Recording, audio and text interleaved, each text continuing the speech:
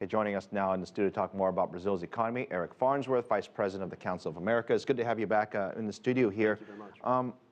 You know, the package and the story that we just ran and also the story that we talked about before, we talked a lot about business confidence in Brazil. Yes, they have these issues, but they seem to be muddling through these issues quite well. Business confidence is higher. So the question is, do we need to stop worrying about Brazil yet? Well, Brazil is a country that has made a tradition of muddling through. They've always find a way to get the job done, and the economy is big enough, the people are resilient enough.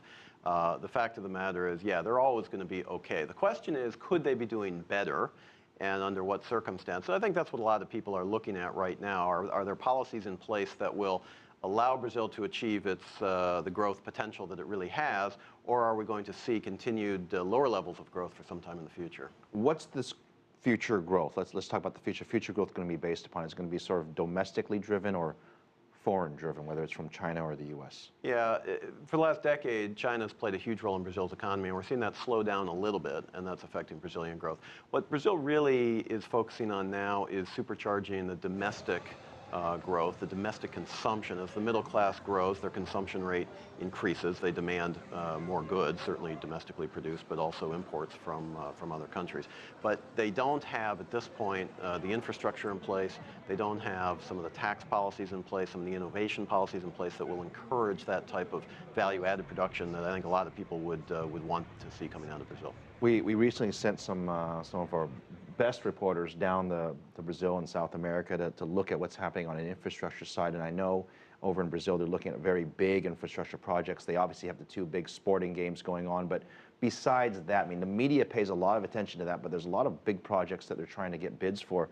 And there's some concerns that some just aren't getting the bids that they really need to have a competitive sort of bidding environment for these construction projects. Yeah, infrastructure has really been almost an Achilles heel for Brazil. It's a huge country geographically, but also just the ability to get products to market from the agriculture sector or to get around major cities. Infrastructure has been a problem. This government, to their credit, I think, has recognized that, and they're trying to put in place policies that will attract bidding to improve the infrastructure. The problem is the terms that they've offered really haven't attracted the type or the quality, the amount of bidders that they've wanted, and they're going to have to take another look at to see to equilibrate or to bring into better focus the risk-reward profile there to attract more bidders.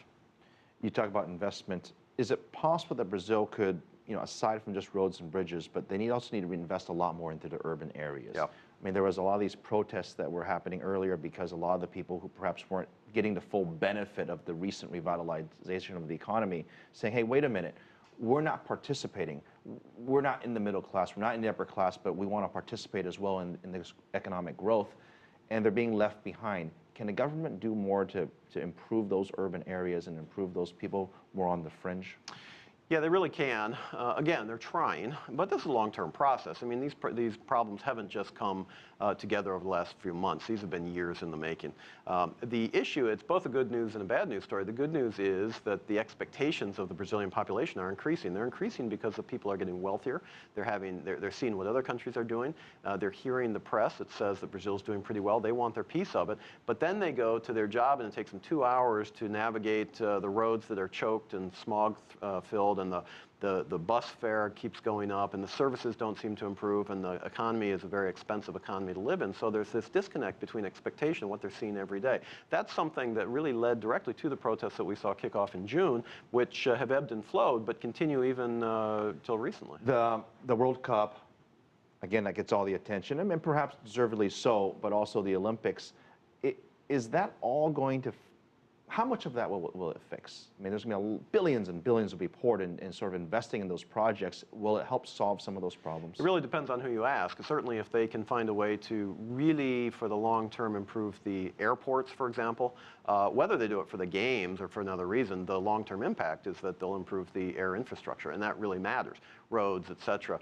So that will matter. The stadiums, maybe not so much, but the problem is the stadiums is what everybody focuses on. That's what you see. That's what looms over the horizon. That's what costs a lot of money. And so the question then is, well, who are you building stadiums for? That's one aspect of it, but if you're improving the infrastructure, if you're improving smart cities, power grids, more effective use of energy, all of these things that Brazil is focusing on. Maybe it doesn't get the same amount of press attention or public understanding, but they are focusing on it. But again, the problems are really deeply rooted in some ways in some of the societies. Coming back to the economy, is inflation going to be an issue? Is the real going to be an issue? I mean, these are things that kind of poked their heads in the media. Yeah, absolutely. They are issues, but the government, the central bank in particular, is very aware of them and is taking defensive steps to try to make sure that inflation, for example, doesn't get out of control. The interest rates are being raised slowly in anticipation, but that does have an impact in terms of business investment. It does have an impact if the investment doesn't grow, then you've got a problem in terms of the growth of the economy.